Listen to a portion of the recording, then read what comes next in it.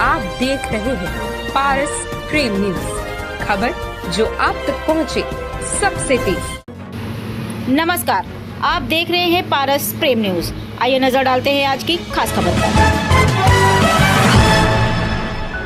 फेफड़ों की देखभाल में नई दिशा, नवाचार और अंतर्दृष्टि, विज्ञान और चिकित्सा के बीच सेतु विषय पर एक संगोष्ठी का आयोजन अकादमी ऑफ मेडिकल स्पेशलिटीज द्वारा किया गया। इस संगोष्ठी का संचालन डॉक्टर अनुराग मेहरोत्रा अध्यक्ष और डॉक्टर गौतम दत्ता सचिव ने किया, जो Indian medical association IMA Kanpur शाखा के तत्वाधान में आयोजित हुआ।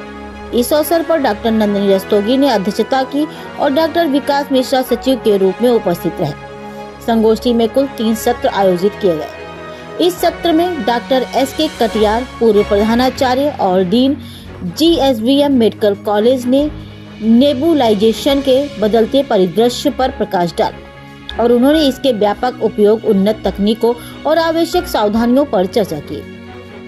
उन्होंने बताया कि नेबुलाइजेशन एक प्रभावी श्वसन चिकित्सा है, लेकिन जानकारी के अभाव में इसके दुरुपयोग के कारण इसकी प्रभावशीलता कम हो सकती है और जोखिम बढ़ सकते हैं।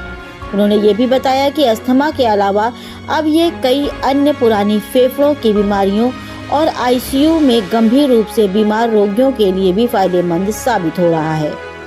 उन्होंने जोर देकर कहा कि घर पर नेबुलाइजर का उपयोग तेजी से बढ़ रहा है, जिससे मरीजों को सुविधा मिल रही है और कई मामलों में अस्पताल में भर्ती होने से बचा जा सकता है। लेकिन उन्होंने नेबुलाइजर उपकरणों की उचित देखभाल पर भी जोर दिया, क्योंकि घर में इस्तेमाल किए जाने वाले 60 से 70% नेबुलाइजर बैक्टीरिया और फंगस से दूषित पाए जाते हैं, जिससे संक्रमण का खतरा बढ़ जाता है। उन्होंने जागरूकता बढ़ाने, जिम्मेदार उपयोग और सर्वोत्तम प्रक्रियाओं के पालन पर बल दिया, ताकि इसका अधिकतम लाभ उठाया जा सके और रोगियों की सुरक्षा सुनिश्चित हो सके। इस सत्र के दौरान doctor AK Srivastava, doctor Sudhir Chaudhary, doctor Arjun Bhatnagar और डॉक्टर चमनप्रीत गांधी ने अध्यक्षता की, जबकि डॉक्टर राज तिलक और डॉक्टर MJ गुप्ता पैनलिस्ट के रूप में चर्चा में शामिल हुए।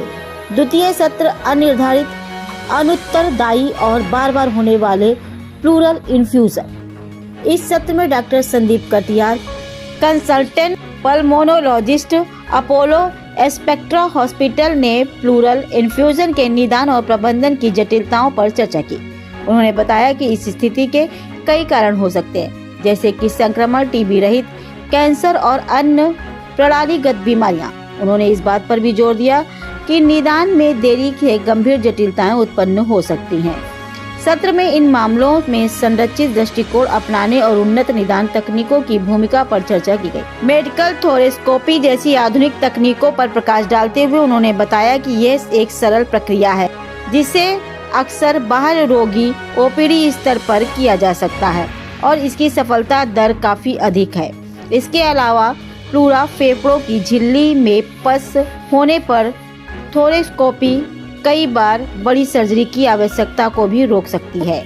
इस सत्र के दौरान डॉक्टर आनंद कुमार, डॉक्टर राजीव कक्कड़ और डॉक्टर इंद्रजीत सिंह आहूजा ने अध्यक्षता की, जबकि डॉक्टर SK अवस्थी और डॉक्टर श्याम सुंदर पैनलिस्ट के रूप में चर्चा में शामिल हुए। चर्चा में इस बात पर जोर दिया गया कि TB नियंत्रण के लिए निरंतर नवाचार और बेहतर उपचार रणनीतियों की आवश्यकता है, ताकि दवा प्रतिरोधी TB के बढ़ते खतरे से प्रभावी ढंग से निपटा जा सके।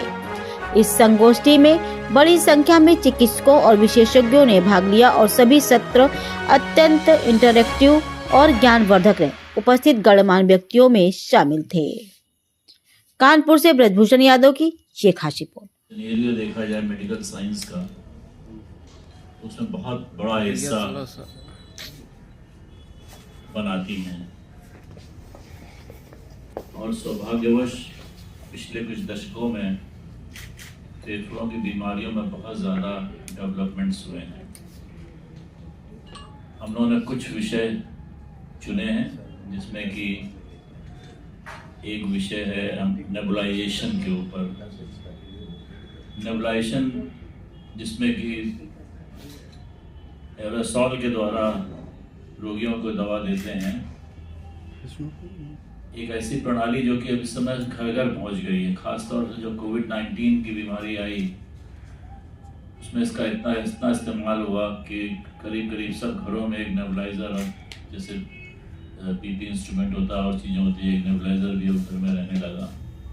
लेकिन इस टेक्नोलॉजी में इतने एडवांसमेंट्स हुए, इक्विपमेंट्स इतने चेंज हुए, नई नई प्रणाली आ गई, नई नई दवाएं पहले खाली सांस के रोगों में इस्तेमाल किया जाता था, लेकिन अब और बहुत तरह की बीमारियों में इसका प्रयोग किया जाने लगा।